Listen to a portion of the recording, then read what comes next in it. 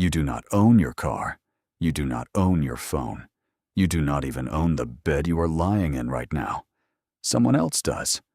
And every month, they let you keep using their things, as long as you keep paying. This is the quiet truth almost nobody says out loud. Most people are not living their lives. They are renting them, one payment at a time, from people they will never meet. And the moment you fall behind, even once, you discover who really owns your life. Let me show you what it feels like to owe money, at every level, from $1,000 to $1 million. And I promise you, by the end, you will never look at the word owe the same way again. Level 1, $1,000. It does not feel like much. That is the first trap. $1,000 is a number you can still picture. You tell yourself it is temporary. You will pay it next month, or the month after. It is fine. Everyone owes a little. But here is what $1,000 actually costs you. It costs you the freedom to say no. Your boss asks you to stay late. You want to say no. You do not.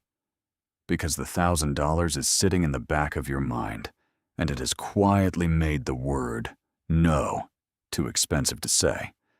$1,000 does not control your life. It just puts one hand on the wheel. You still steer. But now, someone is sitting beside you, and you can feel them there. You start doing something new. You start checking the price of things you never used to check. You hesitate at the small stuff, a coffee, a meal. Not because you cannot afford it, but because a voice in your head has started keeping score. At $1,000, you are not trapped. You are just no longer completely free. And you will spend years telling yourself that is normal. Level 2, $10,000. Something shifts here. The number stops being a thing you can picture. $10,000 is no longer next month. It is a mountain you can see from your window, and every morning you wake up, and it is still there. You stop opening certain envelopes. You know what is inside them. You leave them on the counter, face down, like not seeing the number will make it smaller. You start borrowing from one place to pay another. You tell yourself you are being clever. You are not being clever. You are running. And running feels like progress right up until the moment you realize you have not moved at all. The stress changes how you sleep. You wake at 3 in the morning for no reason, and then you remember the reason, and then you cannot fall back asleep. The math runs itself in the dark whether you want it to or not. $10,000 follows you into conversations, into quiet moments, into the middle of things that are supposed to be happy. You are at dinner with people you love, laughing, and then it taps you on the shoulder, and the laugh goes hollow. At $10,000, you do not have a debt anymore. You have a passenger, and it never gets out of the car. Level 3, $50,000. This is where it stops being your problem and starts being your identity. At $50,000, you are not a person who has debt. You are a person the debt has. The relationship has reversed, and you didn't notice the day it flipped. Your choices are no longer yours. You cannot take the job you want. You have to take the job that pays. You cannot leave the city. You cannot afford to move. You cannot rest. Resting costs money you do not have. Every door in your life now has a price tag on it, and you are holding an empty wallet. You become an expert at a specific kind of lie. The "I'm fine." You say it to friends. You say it to family. You say it while a storm is going on behind your eyes that nobody can see. And the loneliest part is not the debt itself. It is carrying it alone, in a room full of people who think you are okay. You stop planning for the future, not because you do not want one, but because the future has become a luxury. and you are living entirely inside the next 30 days.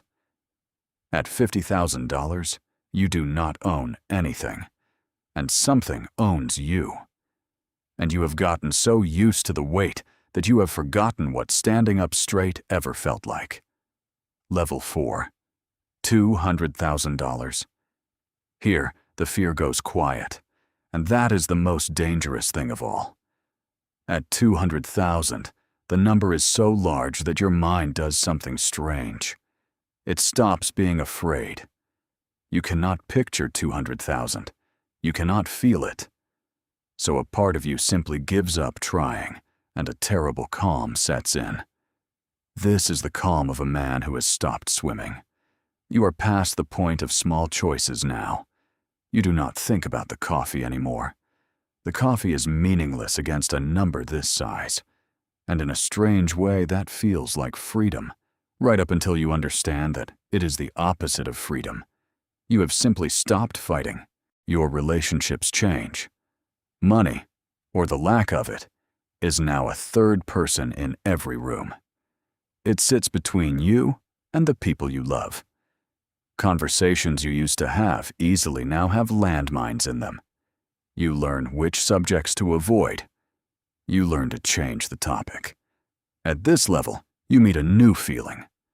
Shame that has turned into numbness. You used to feel the weight. Now you just feel tired. And tired is worse, because tired is what people look like right before they stop. At $200,000, you are not drowning anymore. You have simply sunk below the surface and made peace with the quiet. And peace, here, is the most dangerous place you can be. Level 5, $1 million. At $1 million, everything you thought you knew about owing money turns upside down. Because here is the secret nobody tells you. When you owe $1,000, you have a problem. When you owe $1 million, the people you owe have a problem, and everything changes. At the lower levels, you chased them. You explained. You apologized. You begged for time. At $1 million, they call you. They want to make it work. They cannot afford for you to fall completely, because if you go down, they lose everything they are owed. Suddenly, you are too important to crush. It sounds like power. It is not. It is a golden version of the same cage. You still do not own your life. You have simply become so entangled that you and the people you owe are now chained together, and neither of you can move without dragging the other. You wear a suit now. You sit in rooms with important people. From the outside, you look like you have made it, and only you know that every single thing around you, the car, the house, the watch, belongs to someone else. You are not wealthy. You are the best-dressed prisoner in the room. At $1 million, you do not own anything, and everyone thinks you own everything. And the distance between those two things is the loneliest place a person can live. So let me tell you the truth that ties all of this together. Debt is not about money. It never was. Debt is about ownership. Every dollar you owe is a small piece of your freedom handed to someone else. A little less of your time that belongs to you. A little less of your future that is yours to choose. A little more of your life quietly signed over to a stranger. The world will tell you that owing is normal, that everyone does it, that it is just how things work. And that is exactly what makes it the most powerful trap ever built, because it does not feel like a trap. It feels like a lifestyle. But somewhere out there is a man who owes nothing. He drives an older car. He owns less. And when his boss asks him to stay late, he can actually say no. When he wants to walk away, he can walk. When he lies down at night, the math does not run in the dark because there is no math left to run. He does not look rich, but he is free. And in a world where almost everyone is quietly renting their own life, one payment at a time. Freedom is the rarest wealth there is. The people who understand this do not chase things they have to owe for. They would rather own little and belong to no one than own everything and belong to a stranger. Because the real question was never how much you have. The real question is, how much of your life still actually belongs to you?